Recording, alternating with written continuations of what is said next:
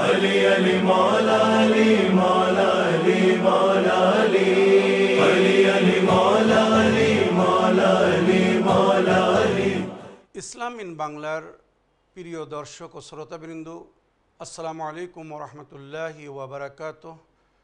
আপনাদের সকলকে ঈদে গাদির উপলক্ষে আন্তরিক অভিনন্দন ও মোবারকবাদ জানাই।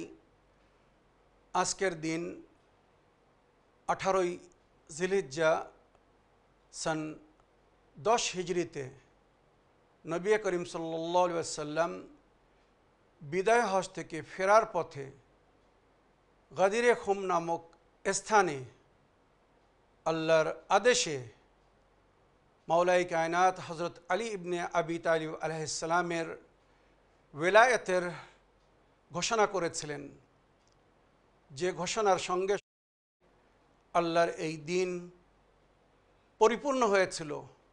আল্লাহর তরফ থেকে জিবরাইল আমিন এই আয়াত নিয়ে এসেছিলেন, আয় আল্লাহর নবী, আজ কাফেররা আপনার দিন থেকে নিরাশ হয়েছে।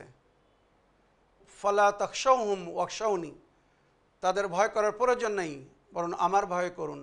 আল-ইয়াওমা আকমালতু লাকুম দীনাকুম ওয়া আতমামতু আলাইকুম নি'মাতি, আজ আমি তাদের জন্যে বা তোমাদের জন্যে দিনকে পরিপূর্ণ করলাম, নে'মাতকে কমপ্লিট করলাম।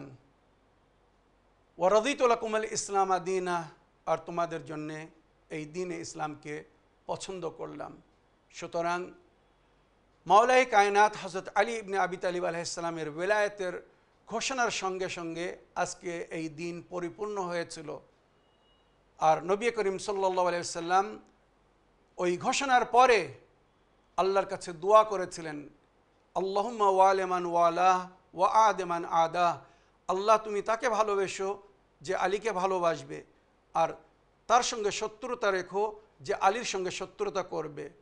ওয়ানসুর মান নাসারা ওয়াখদুল মান খাদালা, আল্লাহ তুমি তার মদত করো যে আলীর মদত করবে, আর তাকে লজ্জিত করো যে আলীকে লজ্জিত করার চেষ্টা করবে।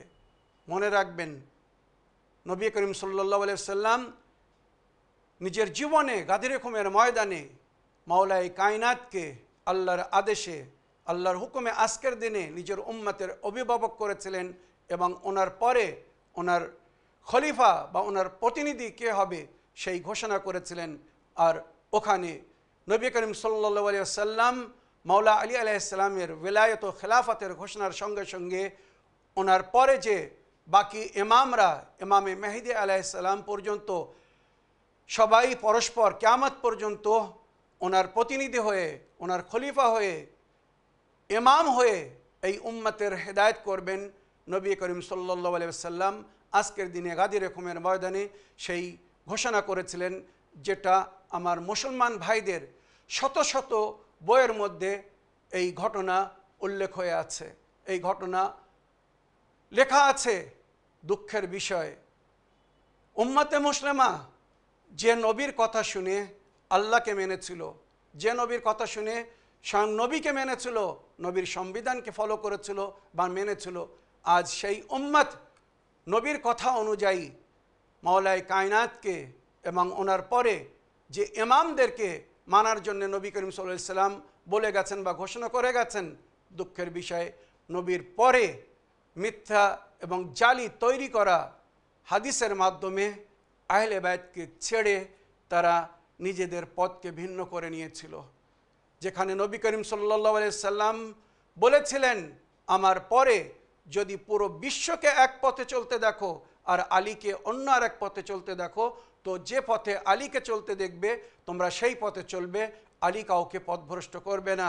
আল্লাহ রাব্বুল আলামিন আমার প্রতিপালক মেয়ারাজে আমাকে বলেছিলেন, লাউ ইজতামা আন-নাস আলা হুব্বি আলী ইবনে আবি তালিব লামা খাল্লাকাল্লাহুন নারা, সবাই যদি আলীর মহব্বতে জমা হয়ে যেত তো আল্লাহ জাহান্নামকে সৃষ্টি করতো না। স্বয়ং আল্লাহ রাব্বুল আলামিন হাদিসে কুদসিতে বলেছেন, ওয়ালায়াত আলী ইবনে আবি তালিব হিসনি ওয়ামান দাখালা হিসনি আমেনা মিন আযাবি, আলী ইবনে আবি তালিবের ওয়ালায়াত আমার কেলা, যে এই কেলার মধ্যে প্রবেশ করেছে সে আমার আযাব থেকে মুক্তি পেয়েছে। তো আমি আমার সমস্ত দর্শকবৃন্দদেরকে বলতে চাই, আপনারা যদি আল্লাহর আযাব থেকে মুক্তি পেতে চান পরকালে যদি নিজাত পেতে চান তো নবী নিজের পরে যাদেরকে ফলো করতে বলেছেন, বিশেষ করে মাওলা আলী আলাইহিস সালামের ওয়েলায়েতের অন্তর্ভুক্ত হয়ে জীবনযাপন করতে বলে গেছেন।